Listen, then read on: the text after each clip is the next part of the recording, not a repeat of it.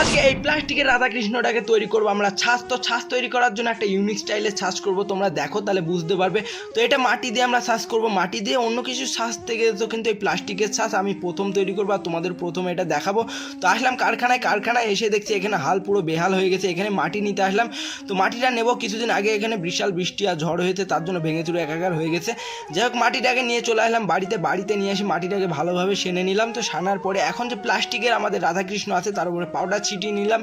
Powder ছেটানোর কারণ হচ্ছে যেন মাটিটা এর ভেতরে ভালোভাবে লেগে না যায়, আর লেগে গেলে অসুবিধা হবে, উঠবে না ঠিকঠাক। তার জন্য পাউডারটা লাগানোর পরে আমরা তুলি দিয়ে ভালোভাবে ছড়িয়ে নিলাম। ছড়ানোর পরে এখন মাটিটাকে চারিদিকে সমানভাবে দিয়ে দেবো। তো মাটিটা দেওয়ার পরে এখানে আমাদের আর একটা কাজ করতে হবে, মানে পুরো একটা দিন এটাকে শোকাতে হবে, তারপরে এটাকে তুলতে পারবো। কারণ এখন তুলতে গেলে জানো কাঁচা আছে মাটিটা, তার জন্য ভেঙে যাবে। তো নেক্সট ভিডিও দেখার জন্য সবাই সাবস্ক্রাইব করো, আর নেক্সট ভিডিও দেখাবো কেমন হয়েছে এটা।